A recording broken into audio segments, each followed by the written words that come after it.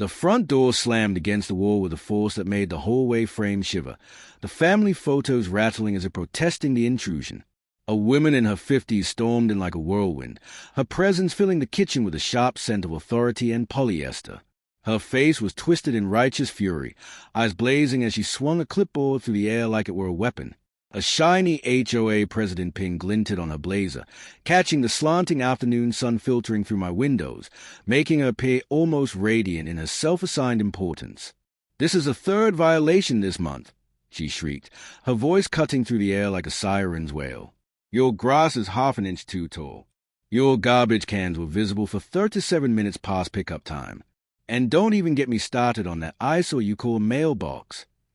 I stood frozen at the threshold, coffee mug halfway to my lips, feeling as if I were witnessing a storm manifest into human form. She strutted around my home like she owned it, brushing her fingers across the countertop to swipe for dust. Then, without a hint of hesitation, she opened my refrigerator, wrinkling her nose in disgust as though preparing to deliver a verdict. "Excuse me," I said, steadying my voice against the surge of shock that pulsed through me. "You need to leave now." She spun around, bleached hair whipping over her shoulder like a curtain, displaying the practiced drama of someone who had long rehearsed this moment. "I am Karen Thompson, president of the Willowbrook HOA," she declared, chest puffed with pride. "I have every right to inspect properties for compliance." Her hand reached for my phone on the counter, clearly intending to document imagined violations. Instinctively, I stepped forward. Years of police training flooded through me, and my tone shifted into calm, measured authority, the kind that had once diffused hostage situations. I said evenly, "You've just committed a felony." 3 weeks earlier, I had moved to this quiet suburban neighborhood seeking peace after 20 years in law enforcement. My name is Detective James Morrison, 20 years on the force, multiple commendations, and a dream of weekends filled with barbecues, gardening, and serenity. Karen Thompson, however, had clearly planned otherwise. From the moment I arrived, she honed in on me like a heat-seeking missile. The mailbox was 2 inches too low. A microscopic oil stain on the driveway was a violation under subsection 12.4 of the HOA guidelines. My American flag, apparently, was the wrong shade of blue. I had tried to be polite at first, nodding as she rattled off each absurd infraction that would have made even a traffic cop roll their eyes.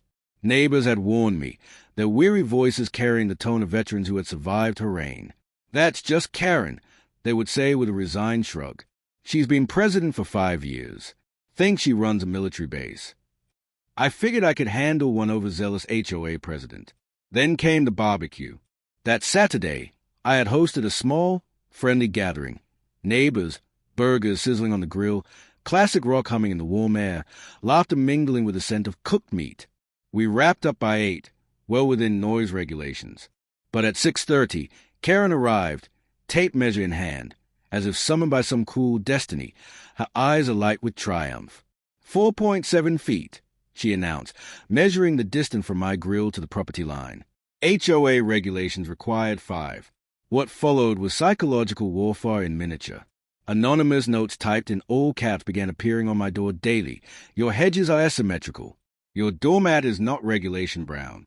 Your car was parked facing the wrong direction for 14 minutes. She started snapping photos over the fence, flash going off at all hours. One night, I caught her on a stepladder, peering into my garage like a nosy raccoon dressed in pearls. When confronted, she insisted she was documenting architectural inconsistencies. Then came the gossip campaign. Somehow, neighbors I had never spoken to already knew of my supposed violations. Karen had created a neighborhood Facebook group to dissect my property like a crime scene, even photoshopping images to make my lawn appear dead. That fateful afternoon, I worked in the backyard, replacing warped fence boards with quiet, methodical care, each swing of the hammer clearing the static from my mind. Noise-canceling headphones hummed classic rock into my ears. I didn't hear the front door, but Karen did. She had been watching, waiting, and when she noticed the door unlocked as I carried lumber, she saw an opportunity. She slipped in quietly, sensible flat soundless on my floor, moving with the self-righteous swagger of someone convinced the rules did not apply to her. 4 to 5 minutes later, sweaty but satisfied with the fence repair, I entered the house for a drink of water and froze.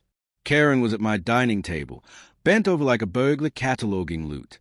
My mail, personal letters, bills, even a birthday card for my mother was spread out in neat little piles. She was photographing everything with her phone. Kitchen drawers were open, my notebook flipped through, my calendar exposed. "What exactly do you think you're doing?" I asked, my voice dropping into the cold register I had used countless times in interrogation rooms.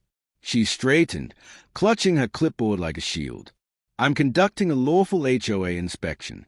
Multiple violations have been reported, pulling out my phone and I have the authority to investigate. You have zero authority to enter my home. That's called breaking and entering, Karen, trespassing, invasion of privacy, and depending on what you photograph, potential identity theft." She let out a sharp, barking laugh. "Don't be ridiculous. The HOA charter gives me full inspection rights." I smiled softly, just enough to make her flinch. "Really? Show me where in the charter it says you can enter someone's private residence without consent. I'll wait." Her face flushed pink, and she fumbled through papers like a magician searching for a disappearing card. "It's implied," she stammered. "How else am I supposed to ensure compliance from the outside?" I reached into my wallet. "Let me show you something." I flipped open my badge. Her entire expression cracked, the color draining so quickly it was as though a curtain had fallen. Detective James Morrison, the badge read, beneath the City Police Department seal, 20 years on the force. Her voice was suddenly small. "You're a cop?" I nodded. "And that camera over there? It's been recording since the second you stormed in. So has the one in the kitchen. And the front door camera caught your entry." Her clipboard slipped from her hands and smacked against the floor. Panic began to seep in. "This is a misunderstanding," she stammered. I raised an eyebrow. Through noise-canceling headphones. "Impressive hearing. Karen, I'm calling this in." Her eyes widened as reality settled on her like a storm cloud. Within minutes, 2 uniformed officers entered. Karen tried to wield influence. "I'm the HOA president. I know the mayor. My husband's a lawyer." Officer Martinez, calm and firm, produced handcuffs. "None of that matters. You're under arrest for criminal trespass and unlawful entry." The metallic click echoed through the dining room. Karen's face twisted with fury and humiliation as her rights were read. "It's his word against mine," she protested. "Actually," I said, holding up my phone, "it's your actions against high-definition video evidence." Led toward the door, she threw one last venomous glare. "You'll regret this. The entire HOA will come after you." I waved casually. Neighbors poured onto their lawns and porches, witnessing her downfall. Mrs. Chen 2 doors down started a slow clap. Bob across the street raised a beer and mock toast. The district attorney wasted no time. Security footage and witness statements painted an A-type case: criminal trespass, unlawful entry, attempted identity theft. Maximum penalty: 3 years in prison, $25,000 in fines. Her lawyer scrambled. The prosecutor wasn't interested in cutting corners.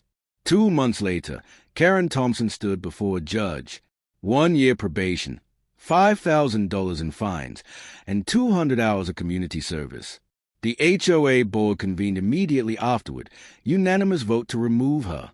Neighbors recounted years of harassment, and her real estate agency severed ties. Headlines splashed across the front page: HOA president arrested for breaking into officer's home. Her booking photo said it all. The woman who once ruled a neighborhood with a clipboard and tape measure now sat powerless, facing the full consequences of her reckless, unrestrained control.